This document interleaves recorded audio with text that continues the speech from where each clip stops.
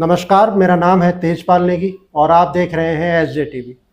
आज सोलन की सबसे बड़ी खबर जो है वो है कि सोलन के नगर निगम में वार्ड नंबर 5 में जो उपचुनाव होने थे उनकी तिथि आ गई है। 29 तारीख को मतदान होगा और इसी दिन मतदान के बाद, मतगणना के बाद विजयी प्रत्याशी को शपथ भी दिला दी जाएगी। तो यह है कार्यक्रम। और आप जानते हैं कि हिमाचल प्रदेश में क्या पूरे देश में इस समय बरसात का मौसम है, हल्की हल्की ठंड हो रही है। लेकिन जैसे ही हिमाचल प्रदेश के सोलन में वार्ड नंबर 5 में नगर निगम के उपचुनाव की तिथि आई, उसके बाद यहाँ का राजनीतिक माहौल एकदम से गर्मा गया है। कारण है कि नगर निगम में हिमाचल प्रदेश में पार्टी के टिकट पर चुनाव लड़ा जाता है पार्षद का।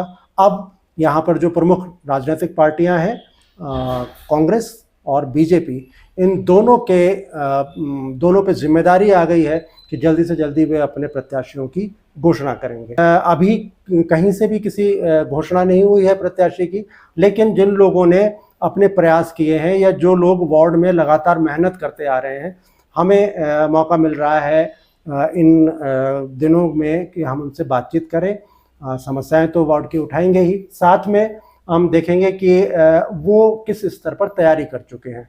तो आज शुरुआत करते हैं। सबसे पहले हमारे साथ हैं भारतीय जनता पार्टी के नेता और सोलन के मैं कहता हूं सबसे सक्रिय व्यापारी मुकेश गुप्ता जी। मुकेश गुप्ता जी का भारतीय जनता पार्टी से राजनीतिक लगाव तो है ही, साथ में अपने वार्ड के लोगों से भी और पारिवारिक भी वार्ड नंबर 5 से आप जुड़े हुए हैं। आपका बहुत बहुत स्वागत है गुप्ता जी। धन्यवाद निकी जी।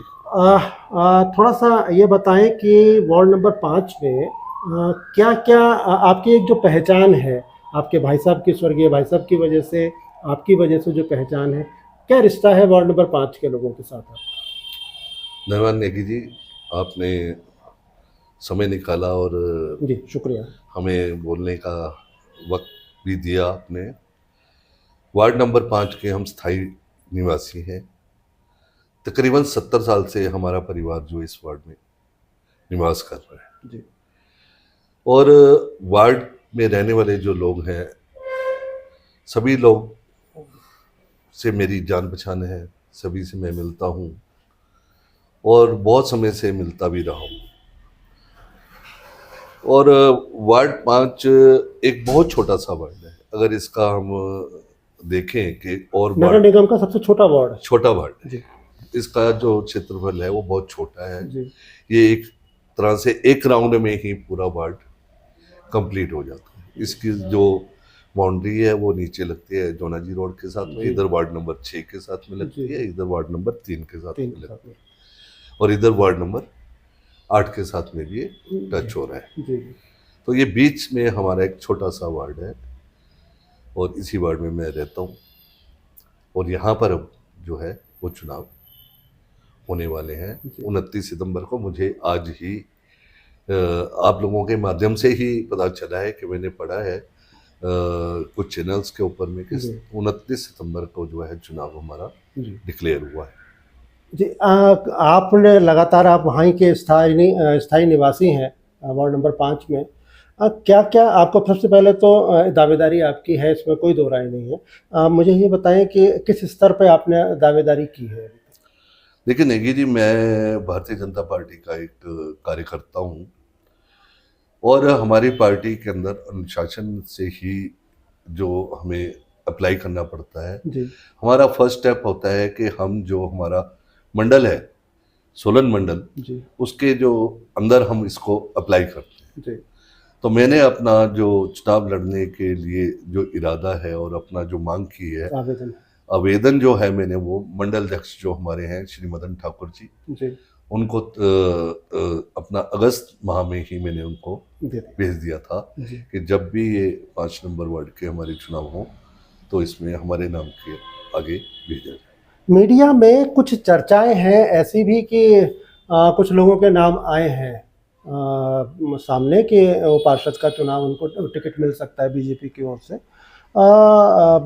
मेरी जानकारी में नहीं है, लेकिन कुछ मैं बीजेपी के कार्यकर्ताओं से जो सक्रिय मेंबर हैं उनसे पता किया था, तो कुछ लोगों के नाम जो सक्रिय सदस्य हैं ही नहीं, अभी सदस्यता जिनकी नहीं है, उनके नाम भी उछाले जा रहे हैं। इस पे कुछ कहेंगे?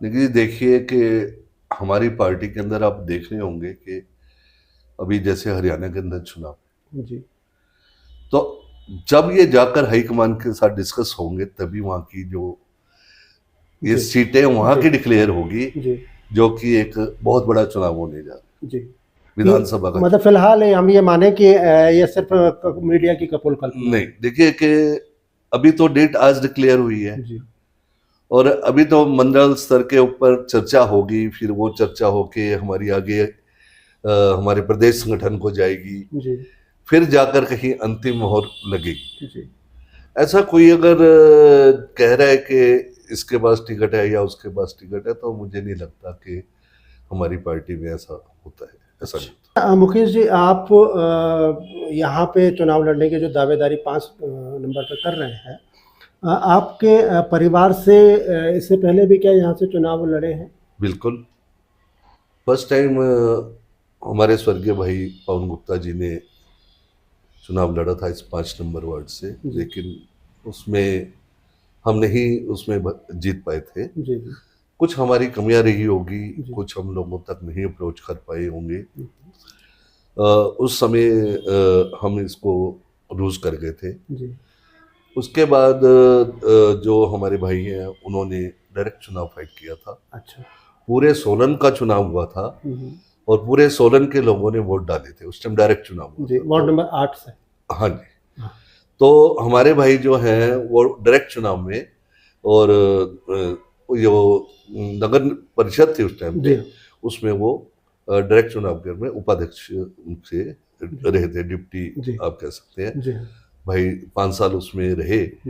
उसके बाद उन्होंने 8 नंबर से भी चुनाव लड़ा और वहां से भी विजयी हुए थे और नगर निगम में काबिज हुए, जी नगर परिषद में काबिज भी हुए। जी मैंने खुद भी चुनाव नगर इसका परिषद का तो नहीं लड़ा, लेकिन मैंने व्यापार मंडल का प्रधान चुनाव लड़ा था, जो कि वोटों द्वारा डाला गया चुनाव था।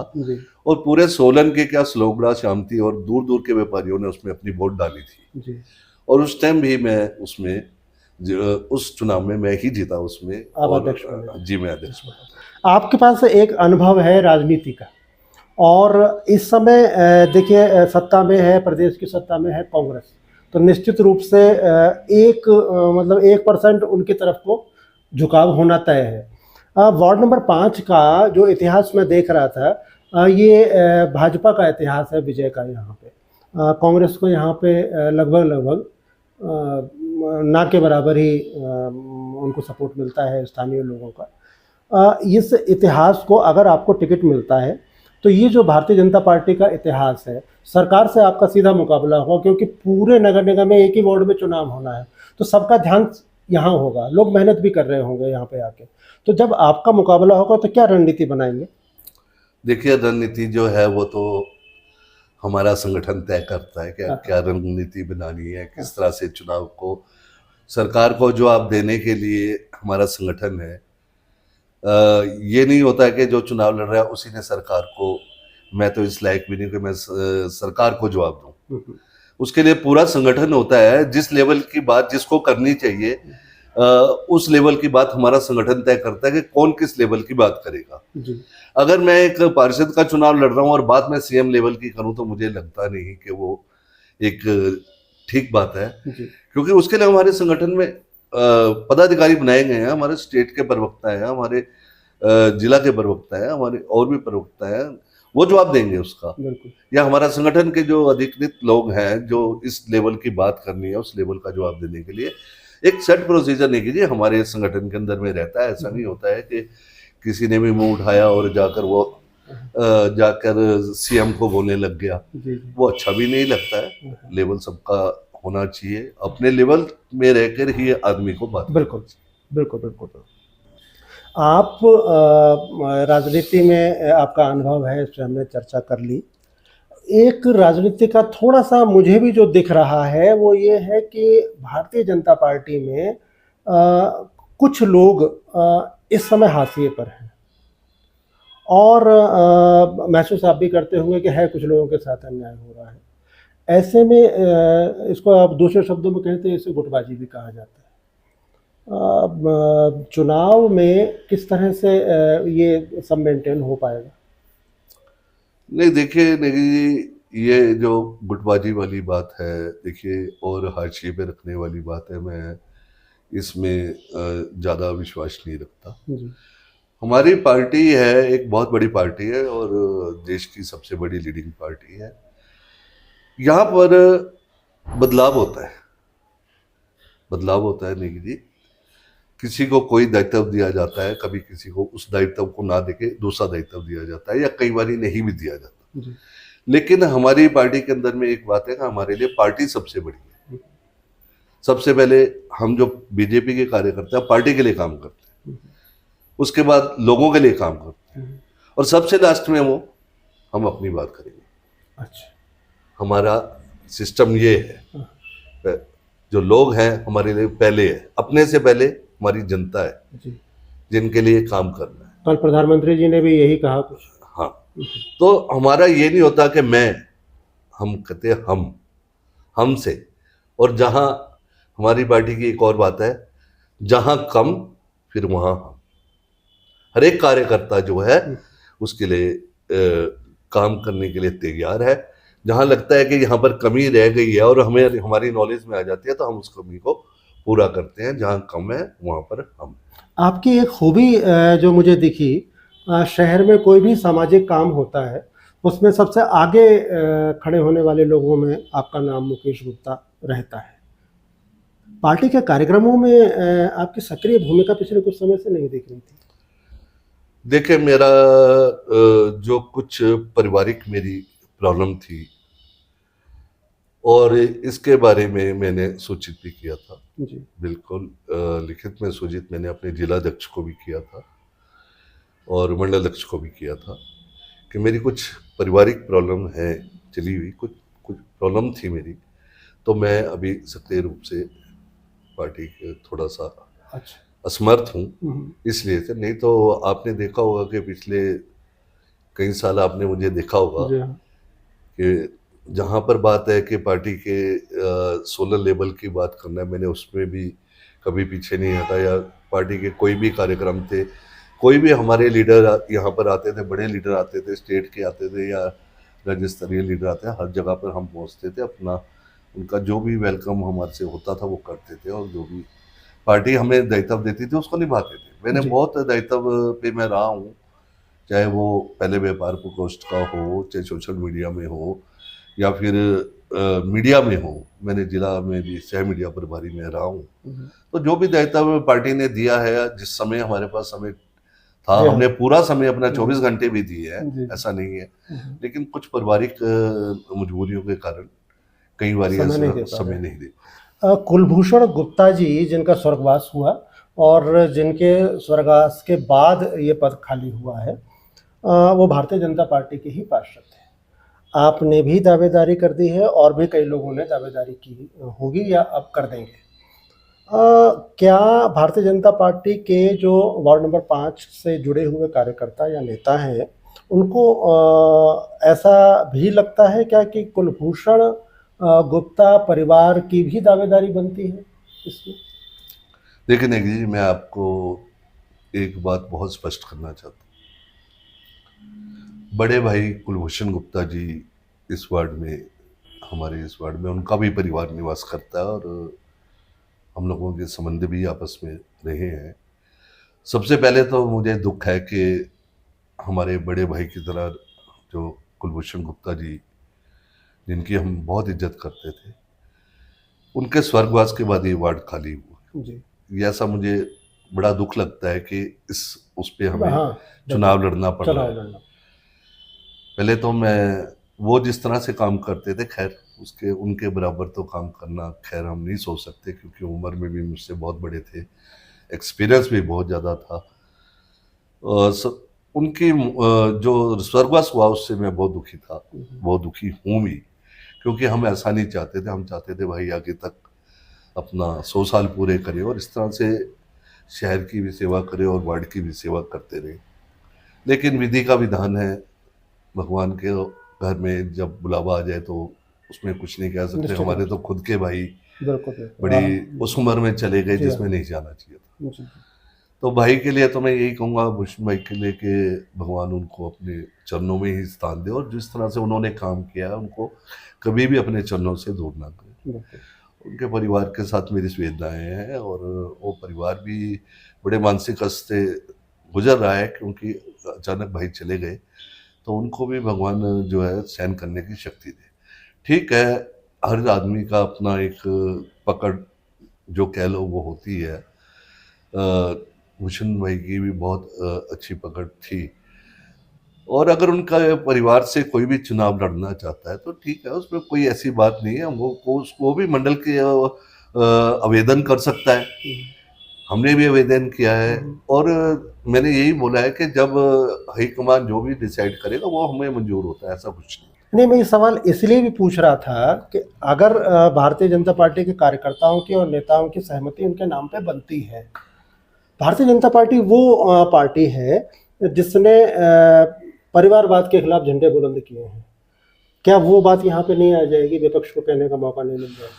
देखिए, ये बहुत छोटा सा चुनाव है, इसमें परिवारवाद वाली बात को मैं नहीं समझता। नहीं, इकाई तो शुरुआत से ही करनी पड़ेगी, शुरुआत तो शुरू से ही नहीं, करनी चलिए पड़ेगी। ये इसको मैं नहीं कह सकता, लेकिन अगर परिवार में पहले उनकी बहू ने भी चुनाव लड़ा है, ऐसा बात नहीं है, पहले वो भी लड़ी है, और हमारी ही बहू है वो भी, उसने भी चुनाव लड़ा है। दावेदारी करना सबका हक है, और उस पर फाइनल मोहर लगाना हमारे पार्टी के संगठन का काम। पार्टी के आदेश पे अब आपने आवेदन कर दिया है, और अपने व्यक्तिगत रूप से आपने लोगों से चर्चाएं भी शुरू कर दी हैं, जी, है ना? तभी उसके बाद में आपने आवेदन किया। नहीं, लेकिन जी इसमें थोड़ा सा फर्क है। मैं आपको बताता हूँ कि ऐसा कोई मेरे को वार्ड नंबर 5 से कोई ऐसा चुनाव लड़ने की कोई इच्छा भी नहीं थी, लेकिन वार्ड के लोगों ने मुझे जब पानी की समस्या नेगी जी आई है, जी जी।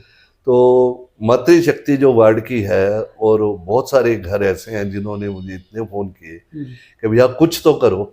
मैंने बोला भाई मैं तो किसी पोस्ट पे नहीं हूँ, लेकिन फिर भी चलो जो भी है, हमने लोगों की आवाज़ को उठाया, और उस आवाज़ में आप लोग भी हमारे आप हमारे लाइव बुलेटिन में भी मैसेज हाँ, भेज के अपनी आवाज़ उठाते रहे। तो आप लोग भी हमारे साथ जुड़े, सारे पत्रकार जुड़े, बंधु हमारे जुड़े, तो चलिए अल्टीमेटली उसका कुछ समाधान तो हुआ कि 3-4 दिन में या 5 दिन में लोगों को पानी मिल रहा है। आपको पता है नेगी जी, पानी की एक समस्या जो है ना, मातृशक्ति को बहुत तंग करती है। वो हमें भी बोल देते हैं कि अच्छे तुम नेता हो यार, पानी नहीं आ रहा है घर में। तो लेकिन बहुत से सर्कमस्टांसेस होते हैं, लेकिन ये जो पानी की जो समस्या है, इसका एक स्थायी समाधान जो है वो सोलन में जरूर होना। बिल्कुल बिल्कुल, और वो तभी होगा जब हम किसी मंच पे खड़े होकर बात करें। बिल्कुल बिल्कुल बिल्कुल। बस आखिरी सवाल मैं यही कहना चाह रहा था, पूछना चाह रहा था आपसे कि अगर किसी वजह से पार्टी की ओर से आपको हरी झंडी नहीं मिलती है, तो क्या मुकेश गुप्ता जी निर्दलीय भी मैदान में उतरने की स्थिति में होंगे? नहीं, मुझे ऐसा नहीं लगता है कि पार्टी मुझे कंसीडर नहीं करेगी। मुझे 30 साल से ज़्यादा हो गए हैं पार्टी के अंदर में सेवा करते हुए, और मैंने ऐसा पार्टी से कभी ऐसा नहीं बोला कि मुझे कोई चुनाव लड़ना है। और मेरे काम को देखकर मुझे लगता है कि पार्टी 100% मेरे नाम को जरूर चर्चा में लाएगी, और आशीर्वाद मिल सकता है। आपको बहुत बहुत शुभकामनाएं, और आपको टिकट मिले, आप प्रत्याशी तो बने ही बने, उसके बाद आप पार्षद भी बने, ये हमारी शुभकामनाएं आपको। नेगी जी, धन्यवाद करने से पहले मैं आपके माध्यम से एक और बात करना चाहता हूँ। देखिए, ये तो एक छोटा सा प्लेटफॉर्म है मेरे हिसाब से, वार्ड नंबर 5, मगर मेरी जो अपनी व्यक्तिगत सोच है कि मुझे नगर निगम के अंदर पहुंचकर शहर की जो समस्याएं हैं उनको उठाने के लिए एक अवसर स्टार्टअप चाहिए, और जब तक मैं वार्ड से वहां नहीं पहुंचूंगा, जब तक मैं उस हाउस के अंदर जाकर बात नहीं कर सकता। हमारी ज्वलनशील जो समस्याएं हैं, हमारी पार्किंग की समस्या, देखिए हमारा ओल्ड बस स्टैंड की जो पार्किंग है, ये मेरे वार्ड के बिल्कुल सामने लगती है। यहाँ की पार्किंग बनना बहुत ज़रूरी है, तभी 5 नंबर के जितने भी हमारे वहाँ के जो वार्ड वासी हैं उनको गाड़ियां खड़ी करने को बिल्कुल। जगह मिलेगी। बिल्कुल। आपके वार्ड में तो सबसे बड़ी समस्या पार्किंग ही है। सब बहुत बड़ी समस्या है हमारे वार्ड के अंदर। जी। तो इसीलिए मैं चाहता हूं कि एक बार मैं उस नगर निगम में बैठूं, जिसको बनाने के लिए हमने बहुत संघर्ष किया। जी। और हम पूर्व के जो मुख्यमंत्री है अपने जयराम ठाकुर जी, इनसे हम बहुत बार मिले कि हमारे सोलन को आप नगर निगम बना दो। जी। लेकिन जैसी डेवलपमेंट चाहिए थी वैसी डेवलपमेंट अभी तक हमारे शहर के लिए नहीं हुई। जी। तो इसीलिए मैं चाहता हूं कि यहाँ से चलकर वहां पहुंचे और अपने शहर की जो बड़ी समस्याएं हैं उनका समाधान करने में चाहे फिर किसी भी लेवल तक हमारे को जाना। जी हाँ, अब पार्षद का मतलब ये नहीं होता कि सिर्फ अपने ही वार्ड की बात करें, वो शहर की बात भी कर सकता है, उसका अधिकार है कि पूरे शहर। लेकिन देखिए बात यह है ना कि खाली अपने ही वार्ड की बात करना मुझे नहीं लगता कि ये कोई एक अच्छी बात है। किसी भी वार्ड में कोई समस्या हो जाती है या कोई शहर की बड़ी समस्या है, बिल्कुल, तो क्यों ना हम उसके ऊपर भी ध्यान दें और उसके बारे में बात करें। जब मैंने बोला है कि मैं बोलता हूं कि पानी का जो हमारी दिक्कत है इसका स्थायी समाधान होना चाहिए, तो ये तो समस्या सारे ही पार्षदों को दिख रही है। क्यूमुलेटिव उनको ये बात बोलनी चाहिए कि नहीं जी इसके लिए चाहे सेंट्रल गवर्नमेंट से पैसा लाओ चाहे स्टेट गवर्नमेंट से पैसा लाओ, हमारी स्कीम को डबल करो, लाइनों को चेंज करो, नई लाइनें बिछाओ। ये सारा काम जो है अब नहीं होगा सोलन में, जब नगर निगम बन गई फिर कब होगा। बिल्कुल, ये मेरा मानना। बहुत बहुत धन्यवाद आपका और हमारी शुभकामनाएं। मैं अपने दर्शकों को बता दूं कि सोलन नगर निगम में दरअसल पिछले कुछ समय तक 3 वार्डों में चुनाव होने का तय था, लेकिन इनमें से एक वार्ड दिवंगत कुलभूषण गुप्ता जी के निधन की वजह से खाली हुआ था, वार्ड नंबर 5, और वार्ड नंबर 8 और 12 यहाँ पर सरकार ने पार्षदों को निष्कासित कर दिया था, लेकिन वो मामला सुप्रीम कोर्ट में गया और सुप्रीम कोर्ट ने सरकार के आदेश पे स्टे लगा दिया और दोनों पार्षद दोबारा से अपने पद पे आसीन हो गए। इस वजह से अब सिर्फ एक वार्ड में, वार्ड नंबर 5 में चुनाव होना है और राजनीतिक, मैंने आपको पहले ही बताया कि घटनाक्रम बड़ी तेज़ी से अब शुरू होगा और लोग अपने तरह तरह की रणनीति बनाएंगे अपने पक्ष में इस पार्षद सीट को लाने के लिए। हम आपको सभी अपडेट देते रहेंगे, लेकिन आप हमारे अगर आप YouTube पे देख रहे हैं इस वीडियो को तो आप हमारे YouTube चैनल को सब्सक्राइब करें, लाइक करें। अगर Facebook पे देख रहे हैं तो हमारे पेज को फॉलो करना ना भूलें। नमस्कार।